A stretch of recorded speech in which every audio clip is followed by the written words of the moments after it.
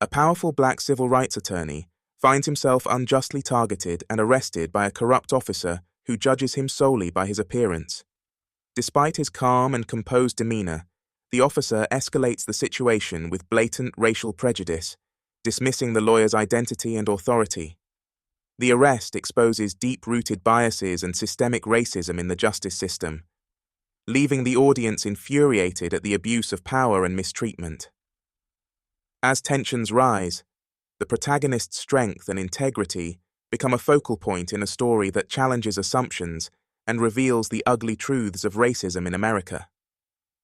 The steady hum of tires rolling against the gravel echoed through the early evening air as Joshua Brooks eased his midnight blue Tesla into a small gas station lot just off Route 23 in rural Georgia. He had driven this road a dozen times before. Its winding turns and towering pine trees were as familiar to him as the steady voice on his GPS. Tonight, however, something about the emptiness of the road seemed different, heavier. The gas station wasn't much to look at. Its lone, flickering neon sign buzzed weakly, illuminating a worn parking lot and a small store that might have been built 50 years ago. A handful of pickup trucks were parked crookedly outside, their rusted edges catching the glow of the sign. The smell of diesel lingered faintly in the thick, humid air. Joshua didn't belong here. At least that's what the stairs told him as he stepped out of his car. He was dressed sharply in a fitted black sweater and tailored slacks, the kind of outfit that screamed, "City guy." His shoes were clean, not a speck of dirt on their polished leather, and his watch glinted briefly in the light. He wasn't trying to stand out. He just never learned how to blend in. At 45, Joshua Brooks was at the pinnacle of his career, a self-made millionaire, an acclaimed tech entrepreneur, and the CEO of a cybersecurity empire. He was as powerful as anyone in Silicon Valley. And yet, despite his wealth and accolades, he wore his success quietly. No flashy suits or gold chains, no personal entourage. He preferred life simple when he could find it. And tonight, life needed to be simple. He was on his way to his mother's small home in Pinehurst, a place he visited whenever he needed to reset. His mom, Evelyn Brooks, was the kind of woman who filled rooms with love just by being in them. Every time Joshua saw her, she would pat his cheek and remind him, "You might be big now, baby, but you'll always be my boy who broke the toaster trying to fix it." Joshua smiled at the thought as he approached the gas pump. It was the kind of memory that softened the sting of what it had taken to get where he was today. Years of fighting against assumptions, climbing uphill while others started halfway to the top. As he inserted his card, Joshua could feel the stairs prickling at the back of his neck. A group of men stood gathered near a cluster of motorcycles on the far end of the lot, their voices low and eyes trained on him. It wasn't hard to figure out why he was black. He was driving a car that looked like it belonged in a different world than theirs, and he wasn't shrinking himself to make anyone comfortable. Joshua ignored the weight of their gazes and focused on the pump screen as the gas flowed. He was used to it. This wasn't his first time being the only one, somewhere. "Nice car," a voice suddenly called out. Joshua didn't turn right away. The voice was coated with something thin and sharp, like a knife wrapped in paper. He turned slightly and saw one of the men leaning against a motorcycle, a cigarette dangling lazily from his lips. He was tall, stocky, with a beard that looked like it hadn't seen soap in days. His friends, 3 others, chuckled, their boots scraping against the gravel as they shifted. "Thanks," Joshua replied coolly, his voice calm and polite. He turned back to the pump. "Don't see many of those around here," another man chimed in. This one had a baseball cap pulled low over his eyes, his smirk cutting through the haze of cigarette smoke. Joshua didn't respond. He knew the tone well. It wasn't curiosity. It was bait. The sound of boots crunching closer made his grip tighten on the gas nozzle. "Where you headed, city boy?" The first man pressed, his voice closer now, his shadow stretching across Joshua's shoes. Joshua sighed softly, keeping his composure. Just passing through. That right? The man circled around him now, inspecting the car like he was deciding how much it might sell for. Must be nice, driving around in something like this. Joshua clenched his jaw, the muscles in his shoulders tensing beneath his sweater. He glanced at the gas meter. It was only halfway full. Look, Joshua said evenly, turning to face the man. I don't want any trouble, I'm just trying to get where I'm going. The man stepped closer, invading his space. Joshua could smell the cheap beer on his breath. Trouble. Who said anything about trouble? Joshua's patience was wearing thin, but he kept his tone steady. He wasn't about to let them pull him into something he'd regret. I'd appreciate it if you'd step back, Joshua said, holding the man's gaze. A flicker of surprise crossed the man's face, like he wasn't expecting Joshua to stand firm. For a moment, there was silence. Joshua could feel his heart beating in his chest, but he didn't let it show. Then the man laughed, a short barking sound that echoed across the lot. Big talk for a guy in shiny shoes, he sneered, glancing at his friends who chuckled in agreement. You think you're better than us, huh, riding in here like you own the place? Joshua's calm expression never wavered. He had been in boardrooms with billionaires and testified before Congress on cybersecurity. This was not the first time someone tried to diminish him to make themselves feel bigger. I don't think I'm better than anyone, Joshua replied firmly. I just don't have time for games. The man's smirk faltered. His friends went quiet, watching the exchange with interest. Then, as if to test Joshua's resolve, the man reached out and placed a heavy hand on the Tesla's sleek hood, his palm leaving a faint smear of dirt. Joshua froze. A part of him wanted to grab the man's wrist and shove him back, but he knew better. Men like this were waiting for a reason to turn a quiet evening into something ugly. Get your hand off my car, Joshua said, his voice low but firm. The man leaned closer, his grin widening. Or what?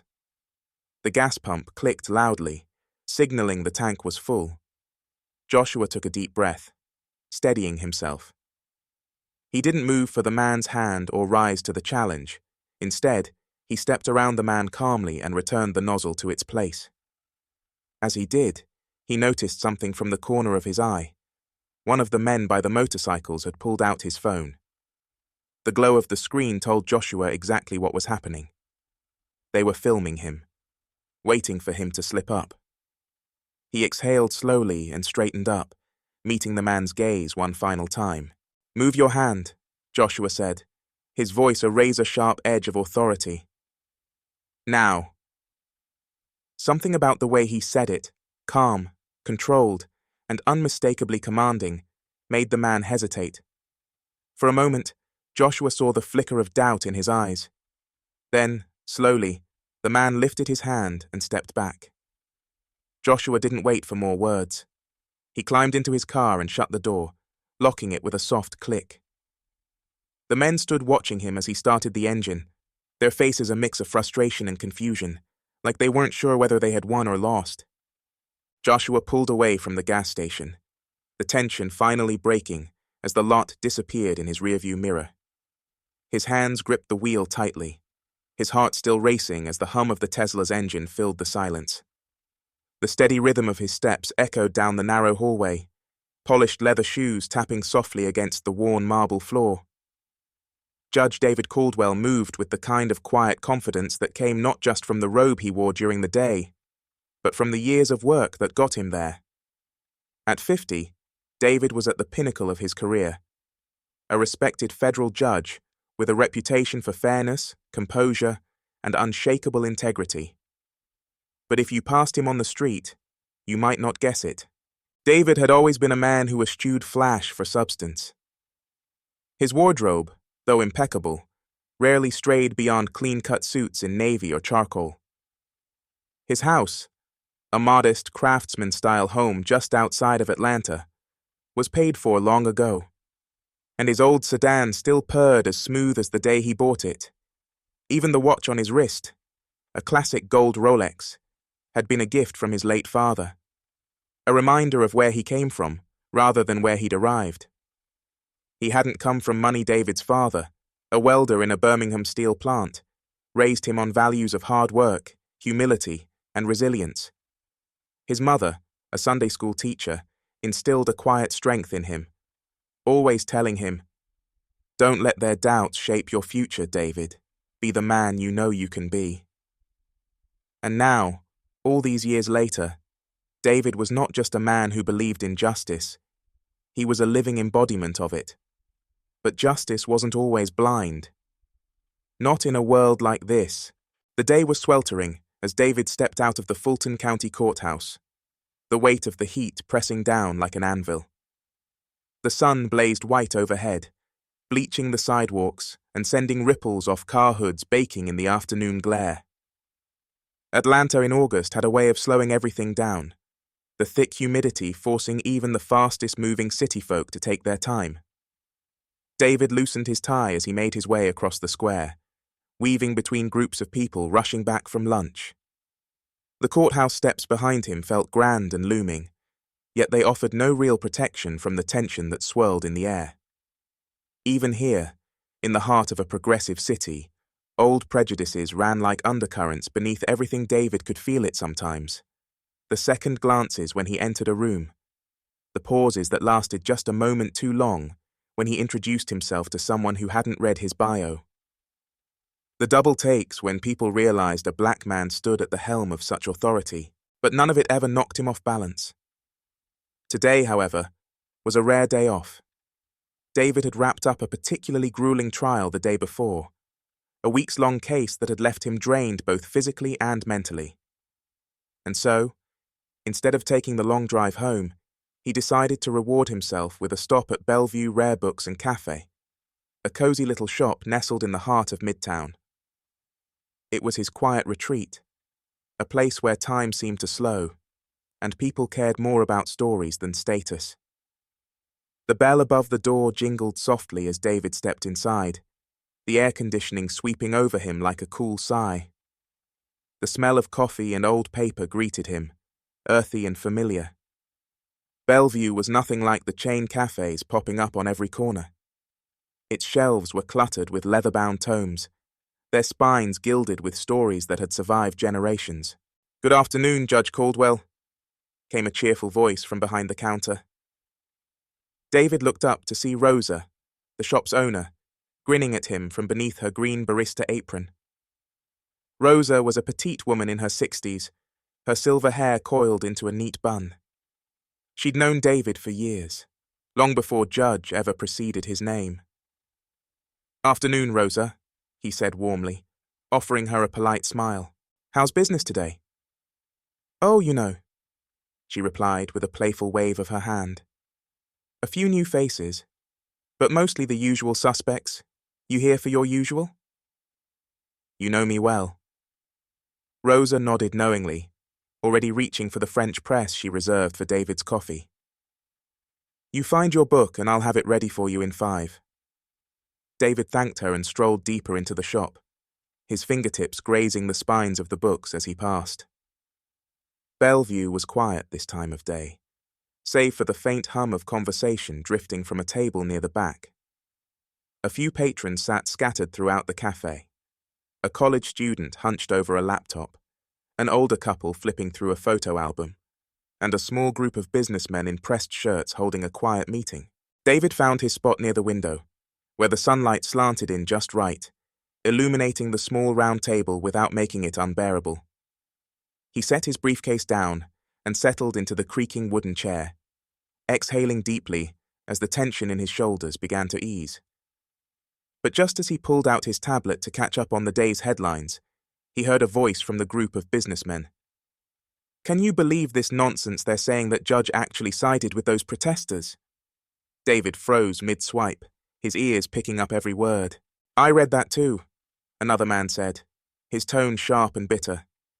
"Typical bleeding heart Judge Bet, he's never worked a day in his life." David's jaw tightened as he kept his gaze on the tablet, though his mind wasn't processing a word on the screen. Men like that don't know what it's like out here, the first man added, leaning back in his chair. They sit in their cushy seats, throwing out decisions that ruin businesses and reward criminals.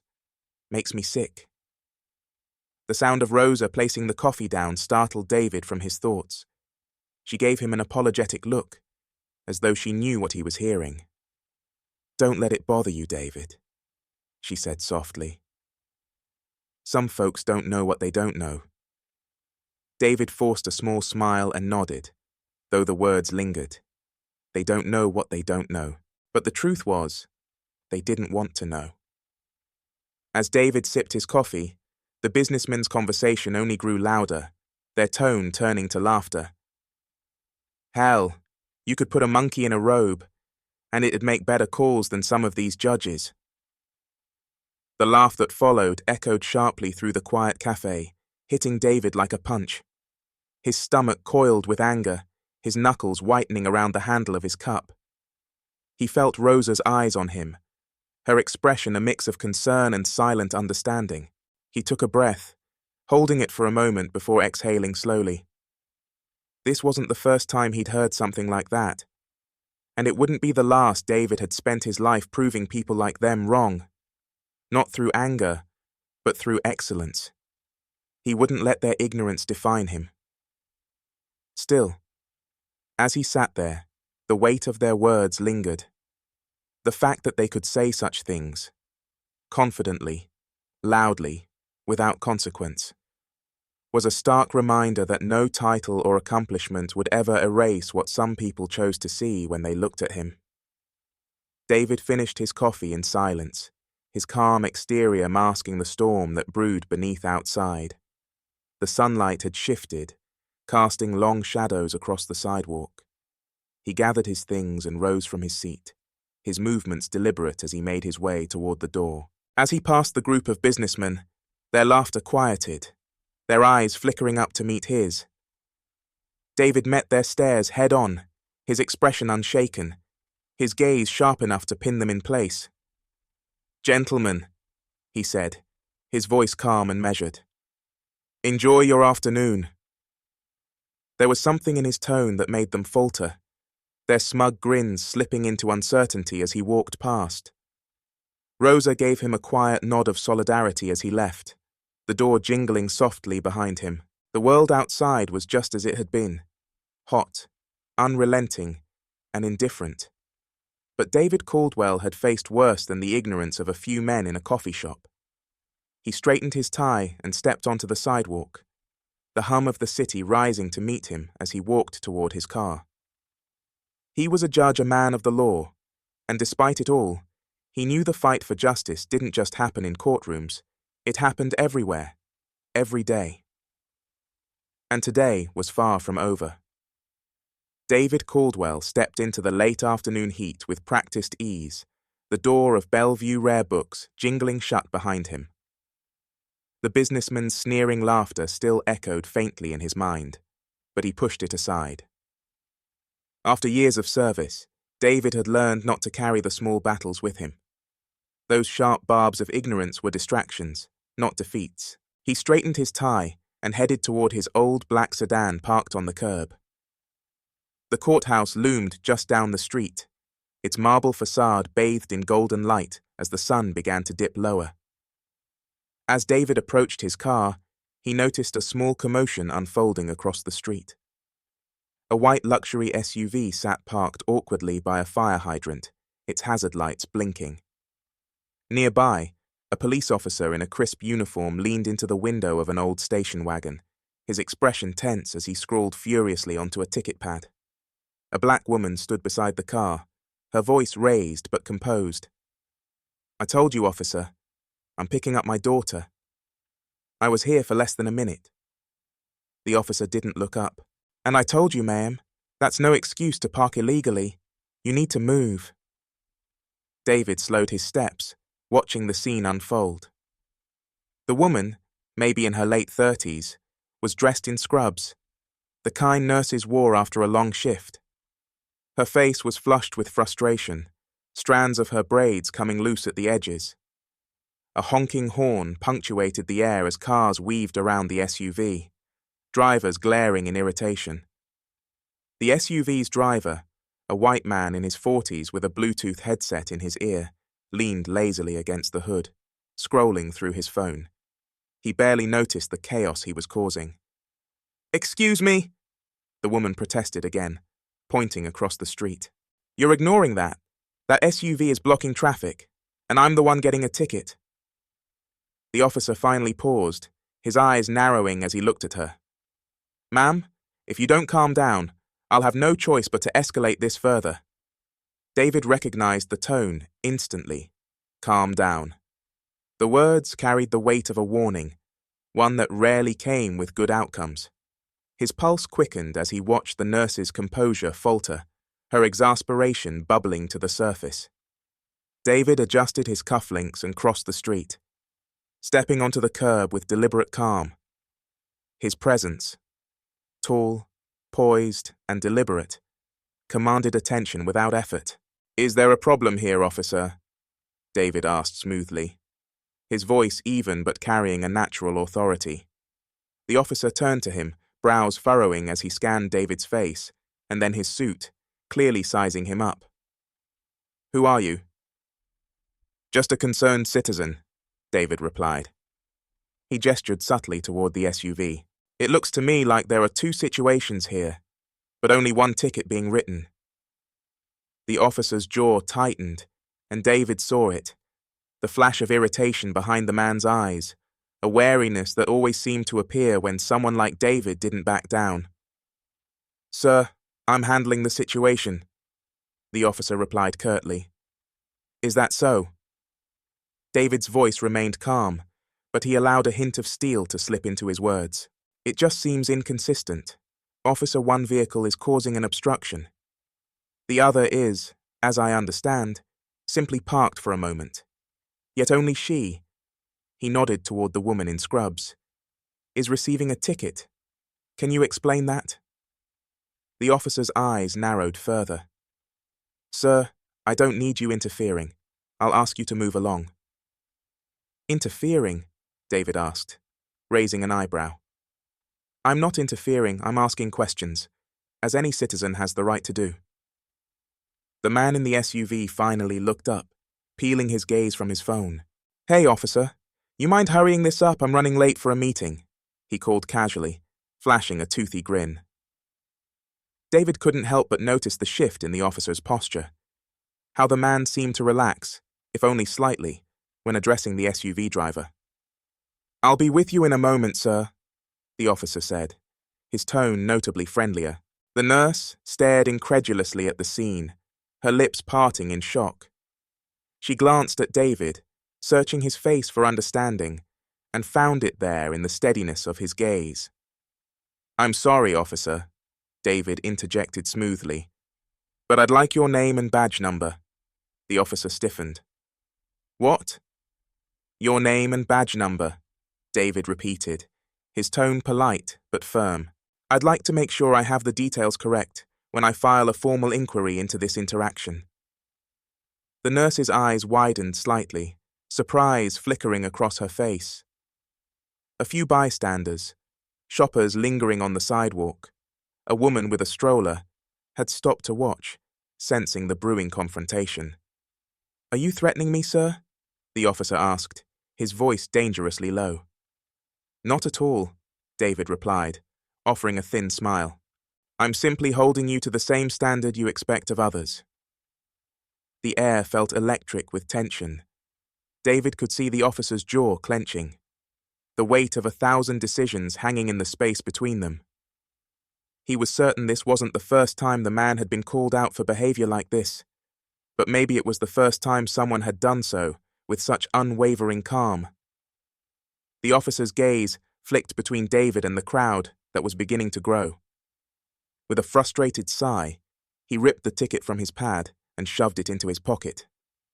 "Fine," he muttered gruffly, turning back to the nurse. "Move your car now." The nurse nodded hastily, relief spreading across her face as she scrambled into the driver's seat. David took a step back, allowing the officer to turn his attention toward the SUV. "Finally," the man by the SUV muttered, brushing past David as though he were invisible. David said nothing, his expression impassive as he watched the officer approach the man in the luxury vehicle. Then, without another word, David turned and crossed back to the other side of the street, where the nurse was pulling out of her parking spot. She rolled down her window as she approached him, her voice thick with gratitude. "Thank you," she said softly, glancing at him with equal parts relief and curiosity.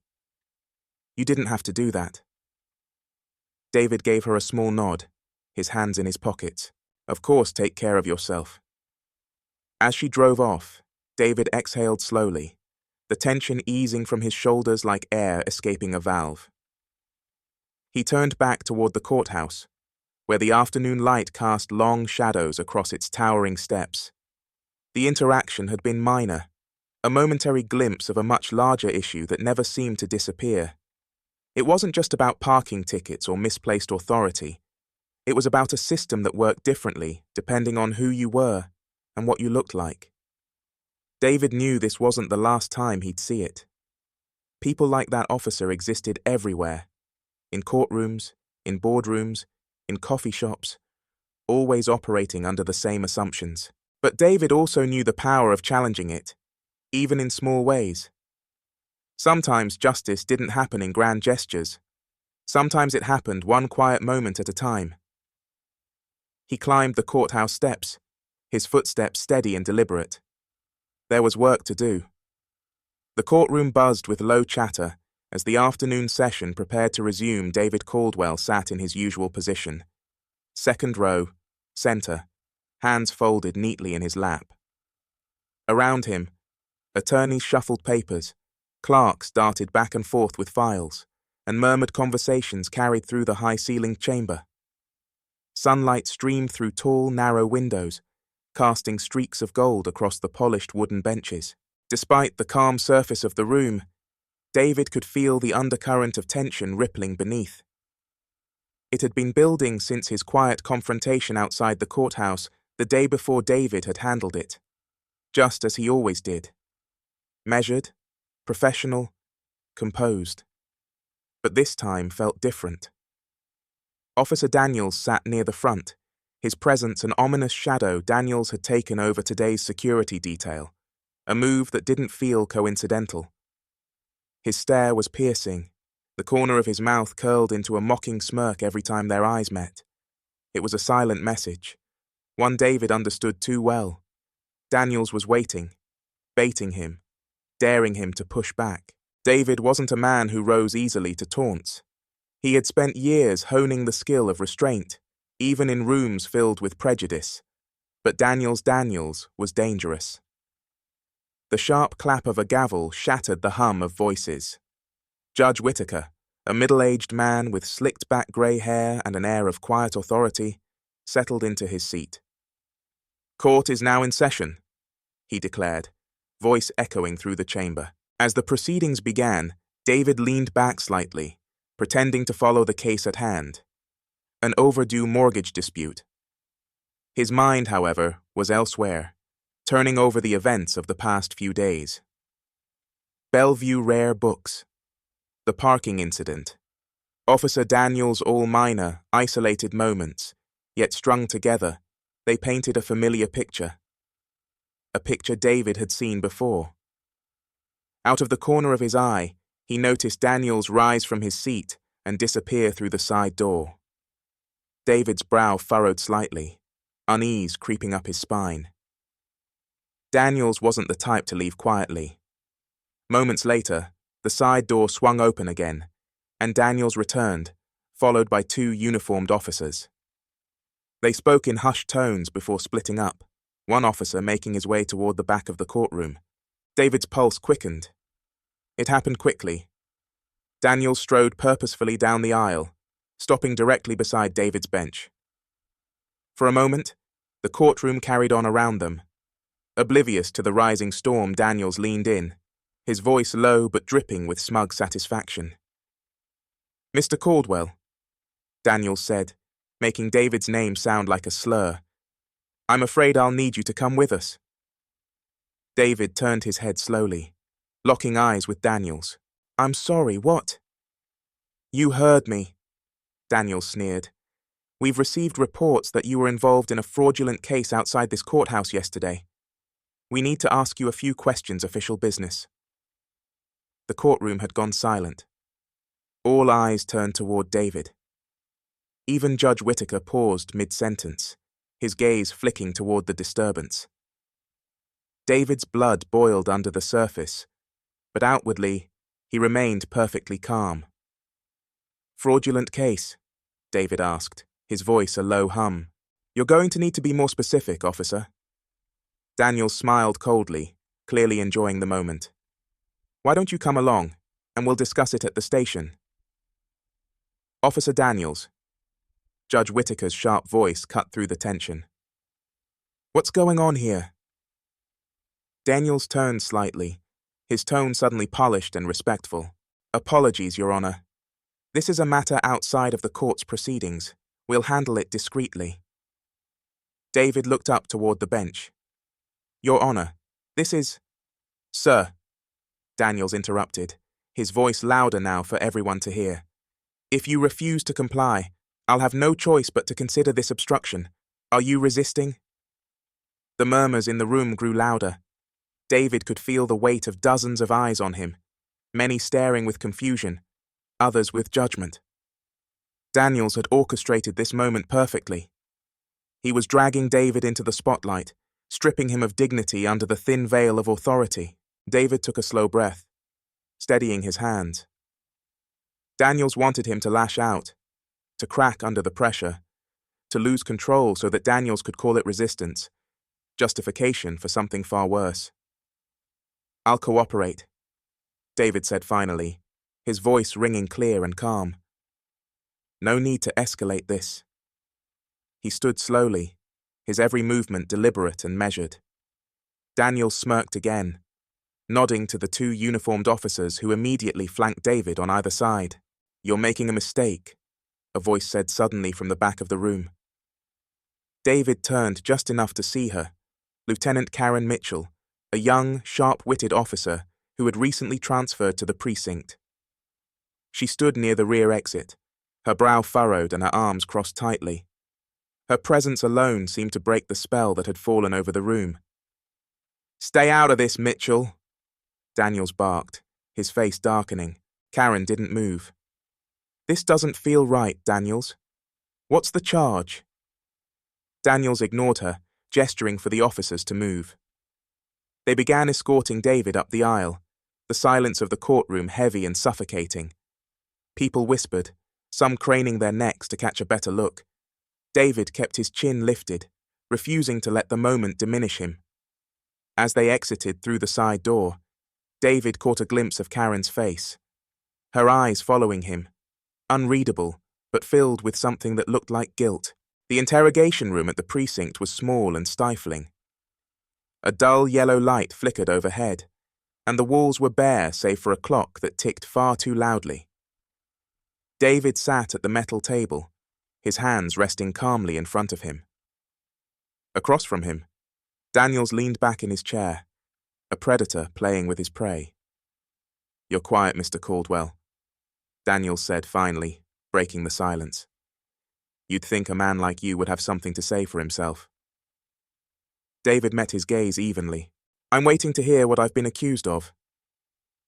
Daniels smirked, holding up a manila folder and tapping it on the table.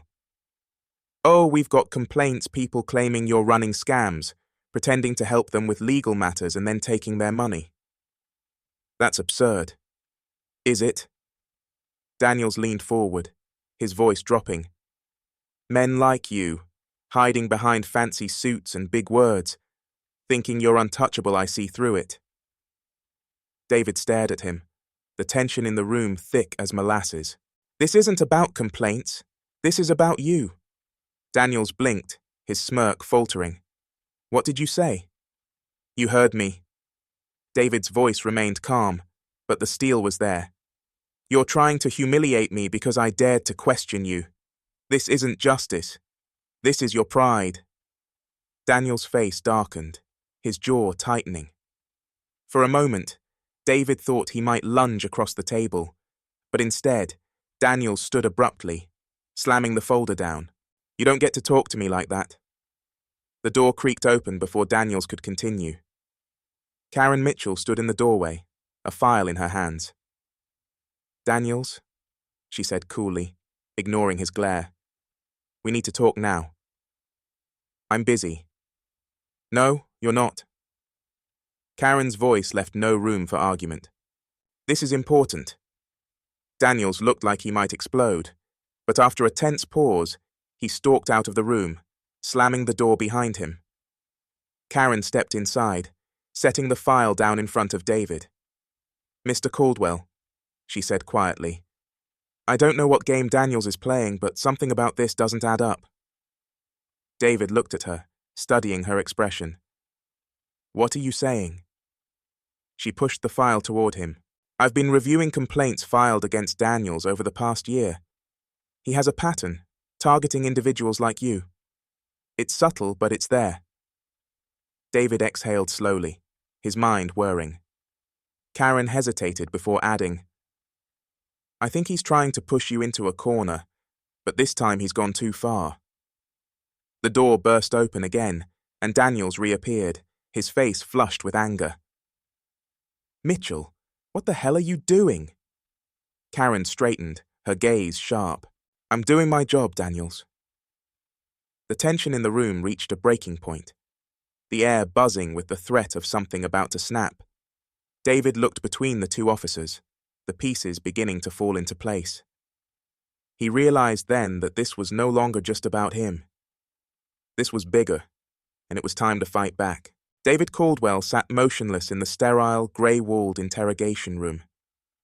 The buzz of the overhead fluorescent light seemed louder now, an incessant hum gnawing at the edges of his resolve. Across from him, Officer Daniels had returned, his expression smug as he rifled through the papers Karen Mitchell had brought. Karen stood off to the side, arms crossed tightly over her chest, her jaw set. Though she didn't say anything, her presence felt like a lifeline in a room filled with hostility. Daniels shot her a look of disdain every few moments, but she remained impassive. Daniels slapped the papers on the table and leaned forward, hands flat against the cold metal. "I don't know what story you've been feeding her," he growled, nodding toward Karen, "but it's not going to save you. You think being a lawyer puts you above the law." David raised his head slowly, his calm demeanor still intact, though a storm brewed behind his eyes. "What law would that be, officer? The one where you harass citizens for the color of their skin, or the one where you falsify complaints to cover your mistakes?" The barb struck Daniel's lip curled, his knuckles whitening as his fingers pressed into the table. "Watch yourself," he snapped. "You're in no position to run your mouth." Karen cleared her throat. "Daniels, that's enough." Daniels turned on her like a snake. "You don't get to tell me what's enough, Mitchell. You're lucky you even wear that badge." Karen flinched slightly but held her ground. "I've seen enough, Daniels. What you're doing here, it's personal and it's unprofessional. You've got no evidence to justify detaining Mr. Caldwell." Daniels scoffed, straightening. "You think you know what you're talking about. You don't know anything about this department, about me, about how we keep things under control." He turned back to David, eyes narrowing into slits. "People like you think you can waltz into places you don't belong, play hero, and walk away clean. But not this time. Not here." David exhaled slowly, his patience thin but unbroken. "You're right about one thing," he said quietly, meeting Daniels's glare head-on. "This is personal. It's personal because you're threatened by me, by the fact that I know the law better than you do, and that I'm not afraid of you." Daniels slammed his fist onto the table. "That's it!" he roared, his composure finally cracking. "You're done, lock him up." Karen stepped forward sharply. "On what charge?" she demanded, her voice ringing with authority. Daniels turned to her, his fury unchecked. "Get out of my way, Mitchell." "No." Her tone was firm, final. "I'm calling the captain." For a beat, no one moved. Daniels's chest heaved, his fists clenched, and the room felt like it might explode. Outside the interrogation room, the precinct buzzed with tense energy. The news of David's arrest had spread quickly. Officers moved through the halls, heads down, conversations whispered behind closed doors. A few cast lingering glances at the frosted window of the room where David was being held, but no one dared intervene. At the front desk, a commotion had begun. The receptionist, a wiry young officer named Clark, fumbled nervously as a woman stormed up to him. It was Abigail Caldwell, David's sister, a prominent journalist known for her unrelenting nature when it came to exposing corruption. "Where is he?" she demanded, slamming her palm onto the counter. Her sharp features were set with fury, her camera bag slung over one shoulder. "Ma'am, you need to calm down." Clark started, but Abigail cut him off. "Don't tell me to calm down. I know you have David Caldwell in there, and I want to see him now." Clark glanced nervously toward the back of the precinct. "Ma'am, I'll need to speak with my supervisor." "Go ahead," Abigail said, pulling out her phone. "But while you're stalling, I'll be live streaming to every outlet in the city." She started recording. "This is Abigail Caldwell, and I'm here at the downtown precinct where my brother, David Caldwell, a decorated attorney and community leader, is being held without just cause." The energy in the room shifted instantly. Officers nearby froze mid-task, their attention snapping to Abigail as her voice rang clear and powerful. The tension was no longer contained. It was spilling into every corner of the building. Back in the interrogation room, Karen's phone buzzed on her belt. She glanced down, her face paling slightly.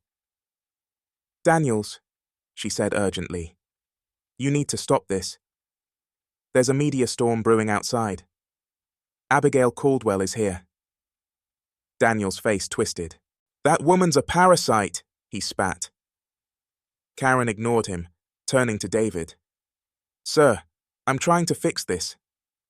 "Fix it," Daniels sneered. "He's the one who needs fixing." He turned to the door and barked at one of the junior officers standing outside. "Get a holding cell ready, I don't care what anyone says. He's not walking out of here." David finally rose from his seat. His calm cracked just enough for his voice to carry with unwavering authority. "If you think you can silence me, Daniels, you're mistaken. Whatever game you're playing, you've already lost. There are people outside who know who I am and what I stand for. And if you keep pushing, this entire department is going to feel the consequences." Daniel's eyes flared, but Karen stepped between them. "Enough!" she said loudly. "I've already called the captain." A long silence followed. David could see the war on Daniel's face, his pride against his fear of what was coming.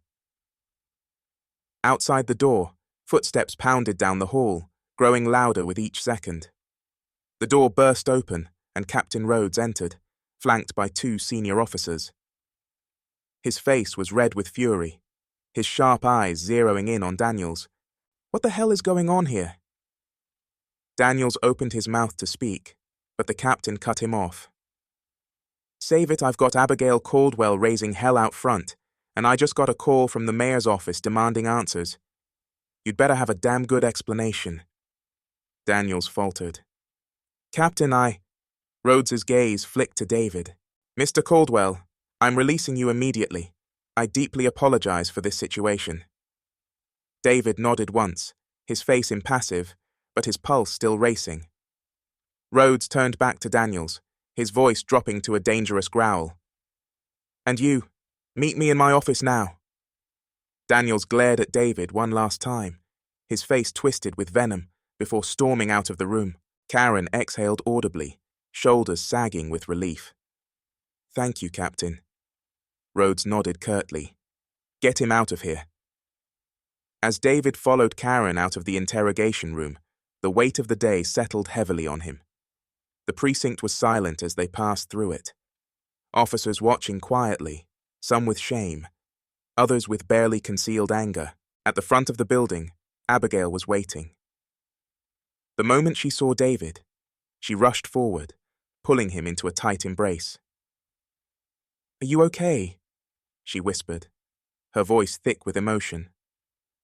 "I'm fine," David replied, though the exhaustion in his tone was evident. Abigail turned back to the camera, still streaming live in her hand.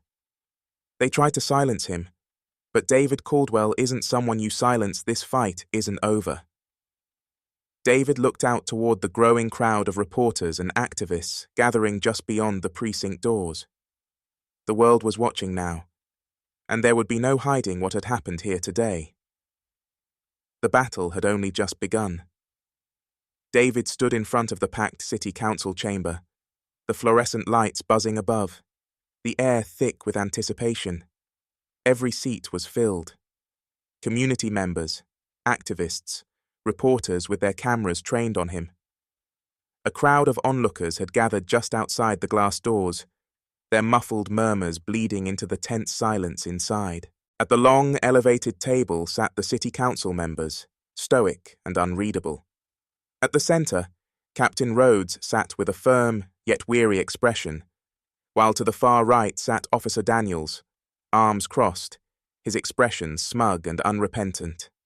His eyes met David's, full of that same disdain and arrogance that had ignited this firestorm. David adjusted the mic, his voice steady and clear as he began.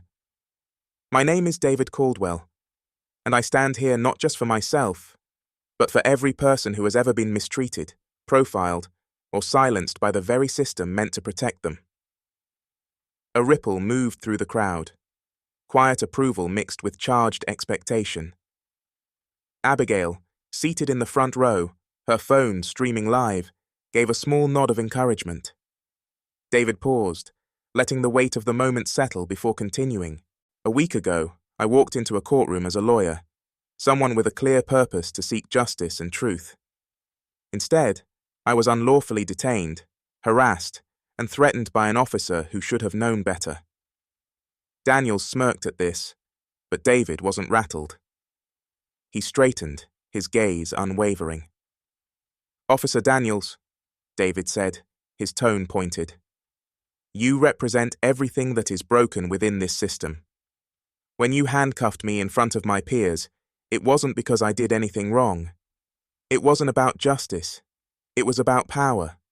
Your power. And your belief that someone like me, a black man, didn't belong in the room." The room fell utterly silent. Daniel's smirk faltered for a fraction of a second, but he quickly recovered, leaning back in his seat as if unimpressed. Captain Rhodes cleared his throat. "Mr. Caldwell, this is a serious accusation. And I have proof," David interrupted smoothly. He turned toward the screen set up at the far end of the room. "Lieutenant Mitchell, would you please display Exhibit A?" Karen Mitchell, standing quietly at the side of the room, nodded and clicked a remote.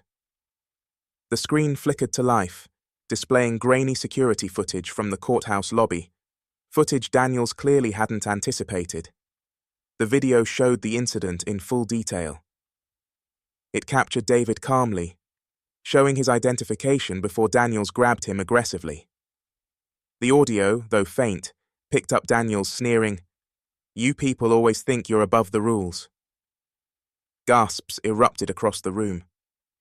Reporters scrambled to take notes, and whispers rippled through the crowd. Daniel's face drained of color, his jaw tightening as the footage played on. David turned back to the council. "That's not the rhetoric of someone enforcing the law. That's someone weaponizing their authority to humiliate." He took a step toward Daniels, his voice low but firm. "You didn't see me as a person that day. You saw a threat, a target." Daniels shot out of his chair. "This is a joke!" he spat, his voice cracking. "That video doesn't mean anything. He provoked me. He was being aggressive." David raised a hand, unbothered by the outburst. "I was calm, I complied, but that wasn't enough, was it?" He turned back to the council, because people like Officer Daniels don't care about compliance. They don't care about the truth. They care about control. Karen clicked the remote again, displaying Exhibit B, records of Daniels's disciplinary history. A long list of complaints filled the screen: excessive force, harassment, and racially charged behavior. Some reports had been dismissed, others buried under lack of evidence. "Officer Daniels has a history," David said, his tone sharpened. "How many others have been through what I experienced? How many complaints have been ignored, excused, or silenced?" The room erupted again, some voices raised in outrage, others demanding accountability. Captain Rhodes slammed his gavel on the table, his face drawn. "Order, I need order!" But Daniels had had enough. He pointed a shaking finger at David, his voice rising to a near shout. "You think you're better than me?" he hissed, stepping around the table. "You think you can walk in here, smear my name, and ruin my career? You're nothing but a fraud, a self-righteous fraud." The council members froze. Stunned by the officer's blatant aggression, security moved cautiously toward the front, but David remained still. Daniels advanced another step, his anger uncontained. "You act like you're a saint," Daniels continued, voice dripping with venom. "But you're just another suit trying to tear us down. You're the problem, people like you." "Enough," Captain Rhodes thundered, rising to his feet. "Officer Daniels, sit down." Daniels hesitated, chest heaving, his face red with fury, but he didn't move. David finally spoke, his voice cutting through the chaos like a blade. "The only fraud here is you, Daniels." Daniels' eyes blazed.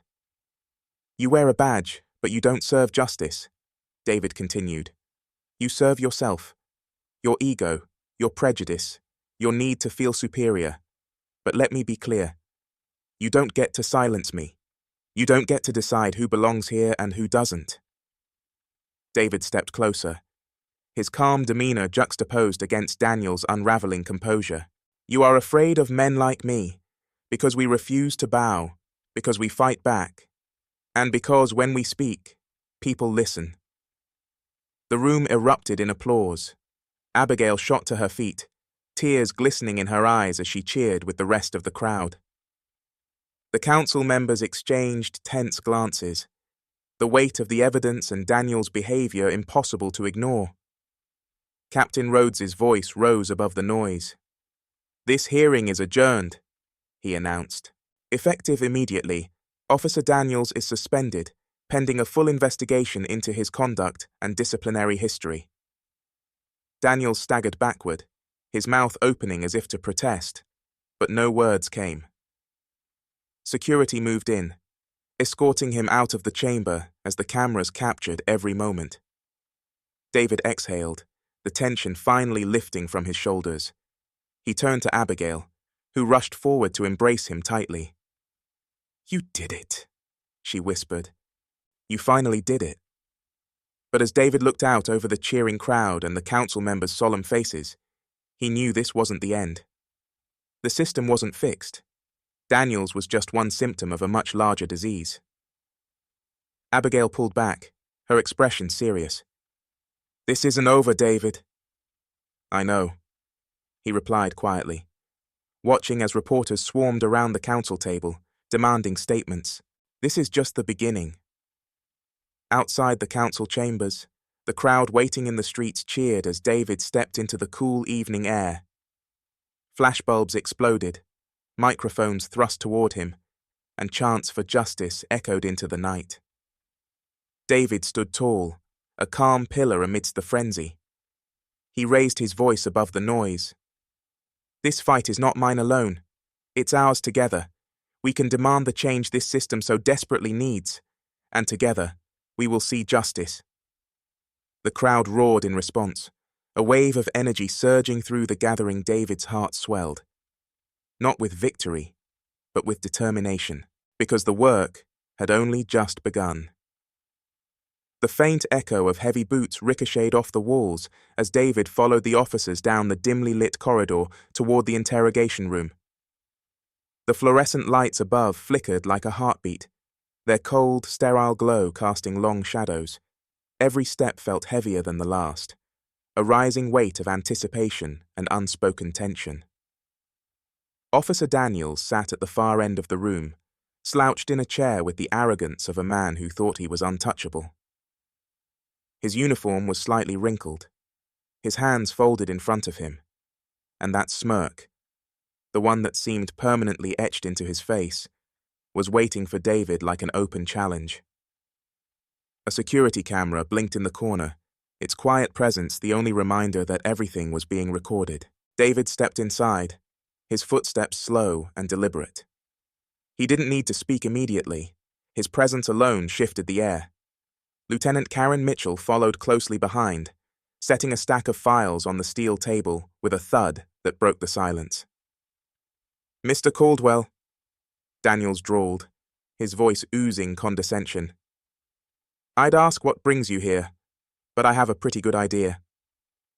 He leaned back, that smirk spreading wider. "You came to give me one last lecture before you lose. We both know how this ends." David stood across the table from Daniels, locking eyes with him, unwavering. There was no need to shout or show anger. David's calm was sharper than any blade. "Do we?" he asked simply. Daniel's brow twitched. He didn't expect that. Karen broke in, her voice professional yet edged with steel.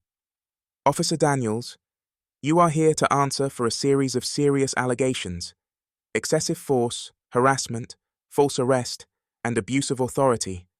I suggest you treat this process with the seriousness it deserves." Daniels chuckled under his breath, a hollow sound echoing through the empty space. "Seriousness? Are you kidding me? This is all smoke and mirrors. I've been here long enough to know how this works. Someone makes a fuss, you parade me in here, and in a month, it's forgotten." He leaned forward, pointing a thick finger at David. "But you've got something to prove, don't you? You think you're going to change the system?" David didn't flinch. He met Daniels' gaze head on.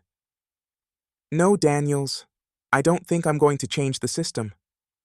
I know I will, because people like you have let it rot for far too long. But today isn't about words, it's about actions." He gestured to the file Karen had dropped on the table. Daniels shot it a glance, his bravado dimming slightly.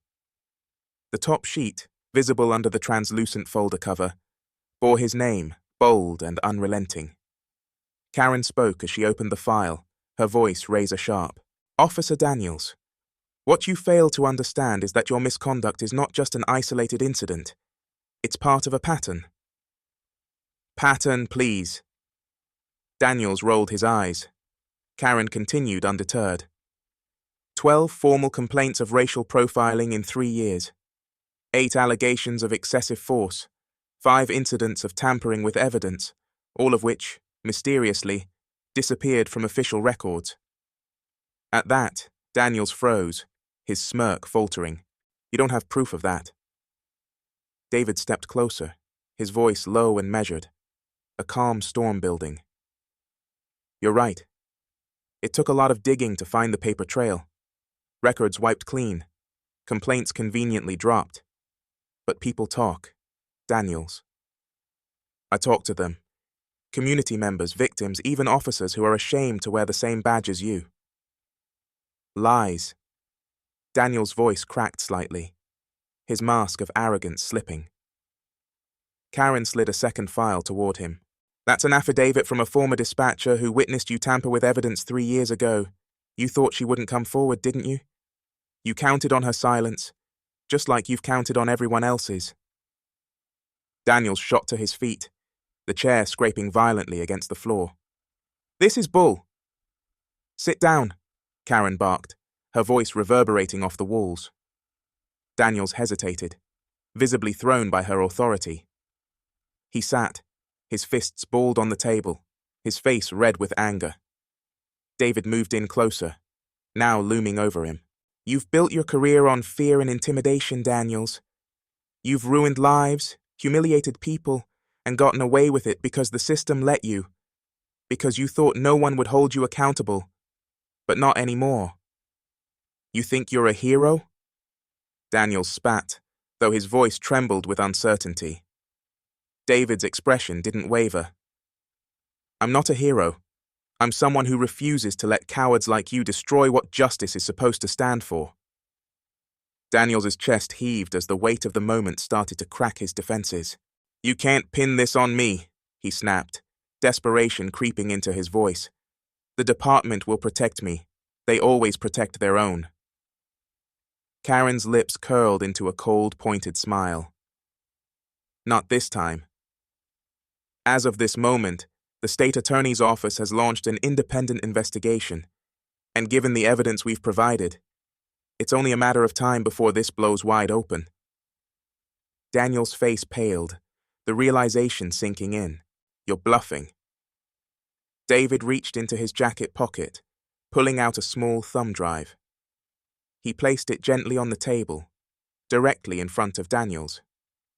On this drive are recordings, testimonies, and evidence that link you not only to these incidents, but to others in departments across the state. Misconduct you've tried to bury.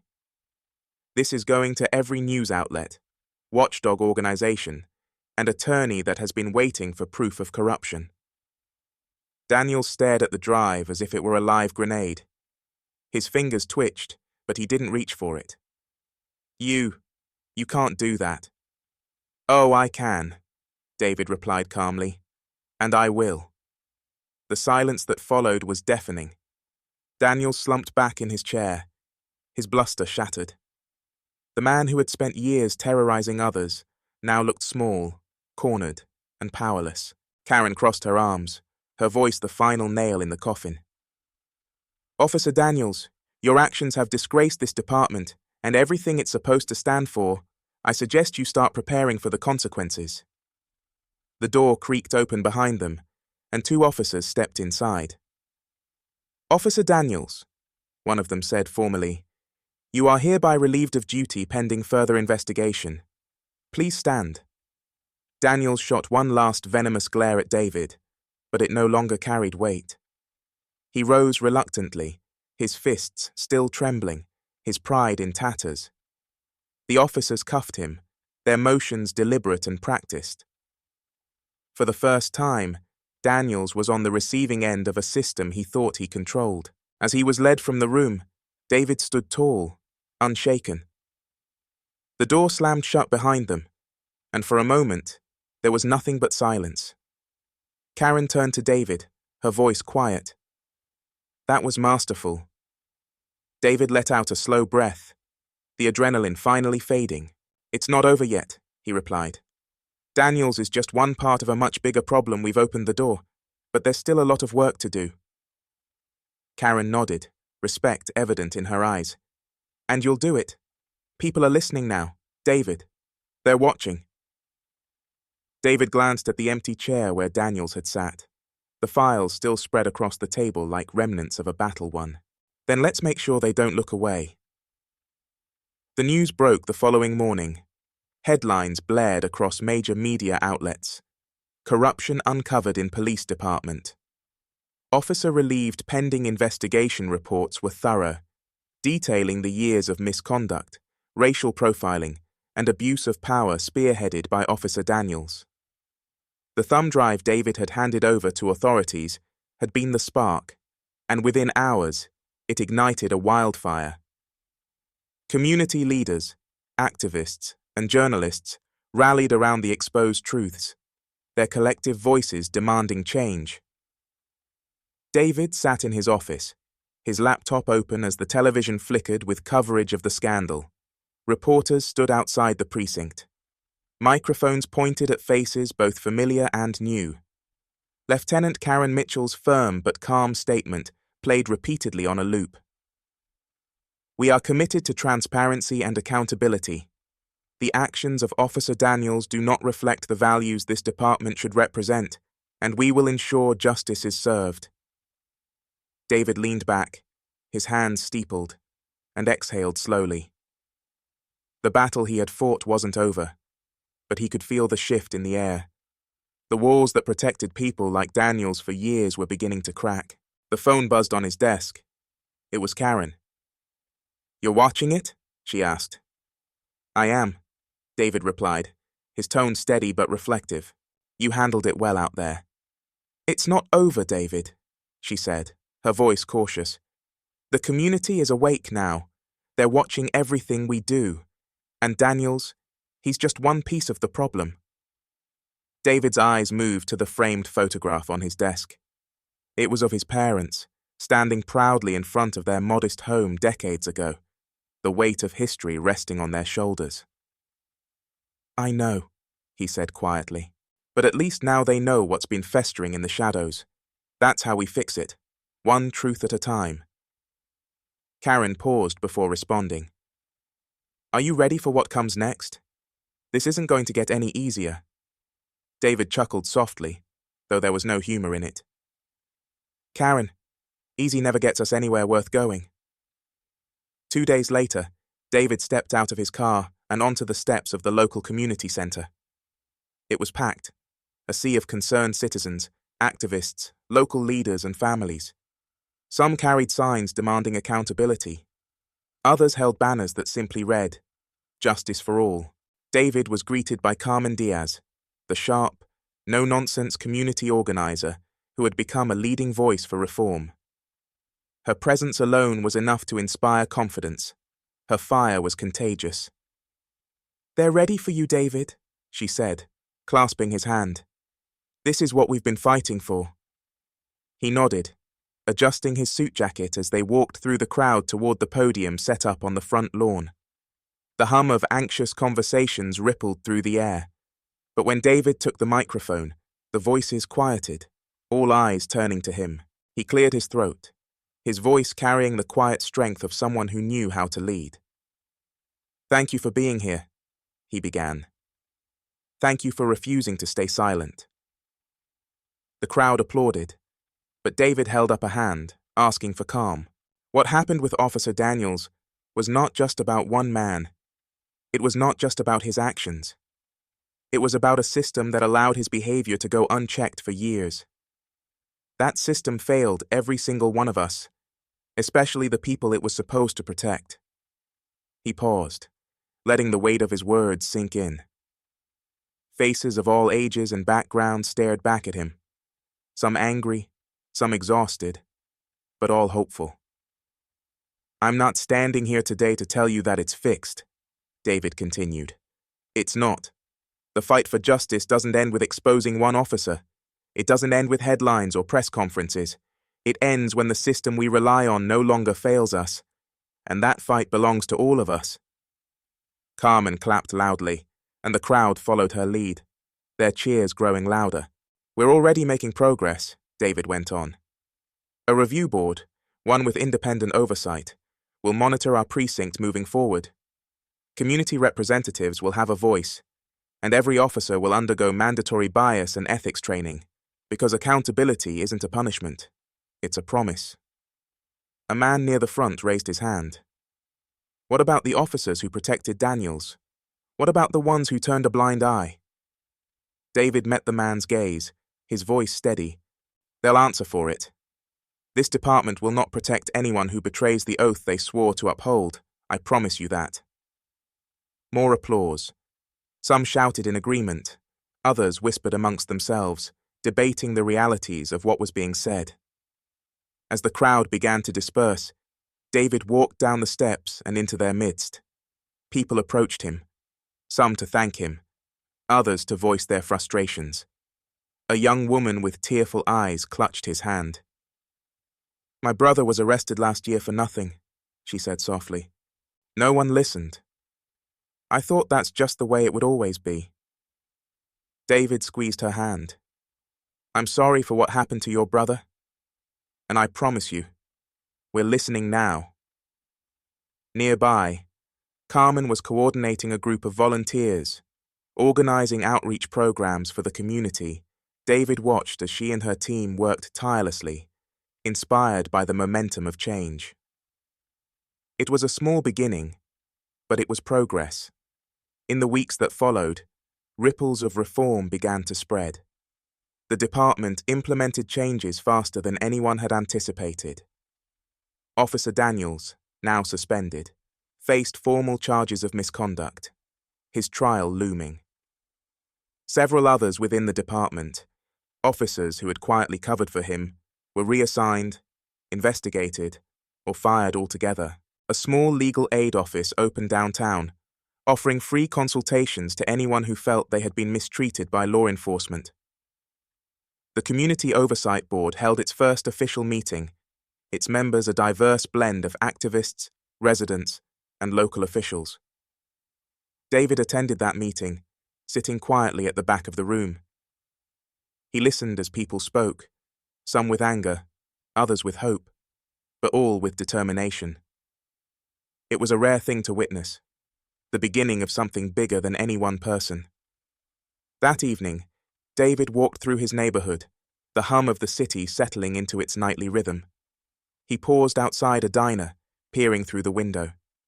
Families sat inside, laughing, sharing meals. People of all backgrounds mingled without judgment. It was a small scene, almost ordinary, but David knew its significance. Change didn't happen overnight. It wasn't always loud or grand. Sometimes, it was small moments where people began to trust again, to believe that justice wasn't a myth, but a possibility. As he turned toward home, his phone buzzed in his pocket. It was Karen. "How are you holding up?" she asked. David smiled faintly. "I'm good tired, but good. They're calling you a hero, you know," she teased lightly. David shook his head, his tone soft but firm. "I'm not a hero, Karen. I'm just doing what should have been done a long time ago." "Well," Karen replied, "sometimes it takes one person to get things started. You've done that." David paused, staring up at the night sky, its vastness humbling and comforting all at once. "This is just the start," he said quietly. "There's still so much to fix." Karen's voice softened. "One step at a time, David. We'll get there." As the call ended, David stood for a moment, letting the quiet wash over him. The road ahead would be long, full of challenges he couldn't yet see, but he knew one thing for certain. He wouldn't walk it alone, because change was no longer a distant hope. It was happening, piece by piece, driven by those who refused to let injustice go unchecked.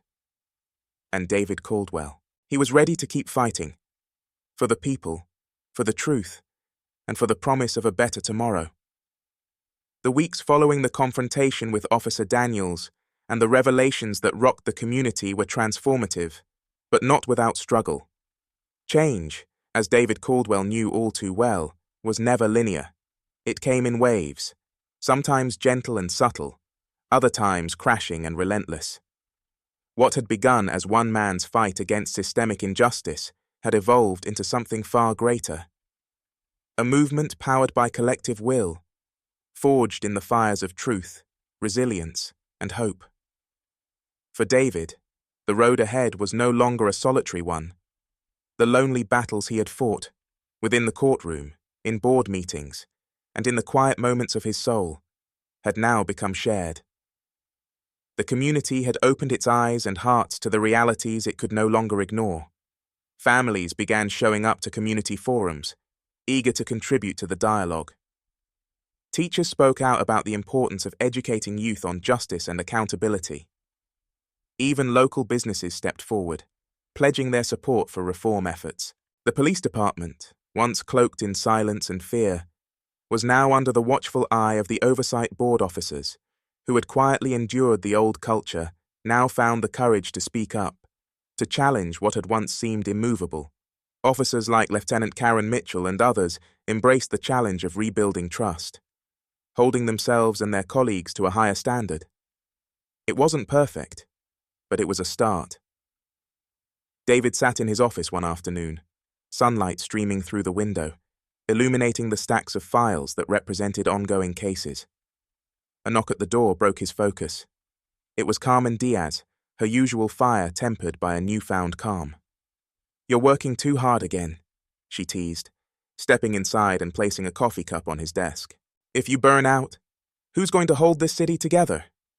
David smirked, taking the coffee gratefully. "I didn't realize that was my job." "It is," she said matter-of-factly, sinking into the chair across from him. At least, for now people look up to you, David. They see you as proof that one voice can change everything. He set the cup down, his expression thoughtful. I didn't change anything by myself. Carmen, you, the oversight board, the families out there fighting every day. You're the reason this is working. Maybe, she replied softly, but they needed someone to lead the way. You gave them that. David leaned back, his gaze drifting to the framed photograph of his parents, the people who had taught him to fight for what was right. My father once told me that real change doesn't happen in grand speeches or headlines. It happens in the small moments, the choices we make when no one's watching. Carmen nodded, a smile tugging at her lips. He was a wise man. He was, David agreed, and I think he'd say we're finally headed in the right direction. That evening, David attended a town hall meeting hosted at the community center. The room buzzed with an energy he hadn't seen in years, an energy born of both anger and determination. Parents held their children's hands. Teenagers sat with their notebooks open, jotting down ideas. Retired veterans, teachers, local business owners, and clergy members stood shoulder to shoulder. When David stepped to the podium, the applause was immediate but short-lived, as if everyone knew the work was only beginning. He looked out at their faces, faces that reflected the pain, frustration, and hope of an entire community. Thank you for coming tonight, David began, his voice steady but warm. We've been through a lot these past few weeks, and I know many of you are tired. Tired of fighting to be heard. Tired of waiting for promises to be kept. Tired of hoping for change that never comes. A murmur of agreement rippled through the crowd. But something is different this time, he continued. You're here. You're showing up. You're refusing to stay silent, and that's how change begins. That's how it lasts. He paused, letting the words settle. The fight against injustice isn't easy. It never has been racism, abuse of power, and corruption. They don't disappear overnight. They don't crumble because of one victory or one headline. But they can be broken, piece by piece, when we stand together, when we hold each other accountable, when we refuse to let fear or doubt silence us. Carmen caught his eye from the back of the room, her nod a silent message of support. We have a long road ahead of us, David continued. But I believe in what we're building here. I believe in the power of this community.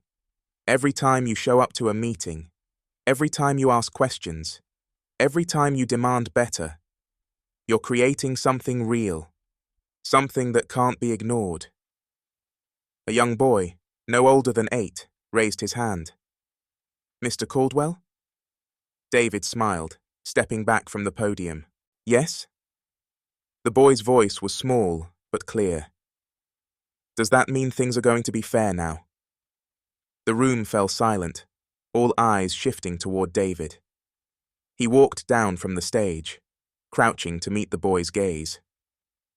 Not yet, he said honestly, but we're working to make it that way, and you're going to help us do it. The boy grinned, his small shoulders straightening with pride. The crowd applauded, the sound echoing through the hall like a promise. As the sun set that night, David walked through his neighborhood, the quiet hum of life all around him. Kids played basketball on cracked courts, their laughter cutting through the dusk. Elderly neighbors sat on their porches, waving as David passed. Streetlights flickered on, casting their glow on sidewalks lined with new murals, artwork that celebrated the city's strength, resilience, and diversity. David stopped in front of one mural in particular. It was a painting of a black father, holding his daughter's hand as they stood at the edge of a bright horizon. The words beneath it read, "Justice begins with us." For a long moment, David just stared. The weight of everything he had fought for, the anger, the pain, the hope, settled on his shoulders. And yet, in this moment, he felt light. The work wasn't done. The system wasn't fixed. There would still be setbacks, moments where progress felt impossible, but he had seen what was possible when people refused to look away. He had seen courage in the quiet sacrifices of everyday people. He had seen hope in the faces of children who dared to dream of a better world. And that was enough. David turned, his footsteps echoing softly as he walked into the night, ready to face whatever came next. Because justice wasn't just an idea, it was a promise he intended to keep. End on this note. Change begins when we refuse to look away. Together, we can make it real.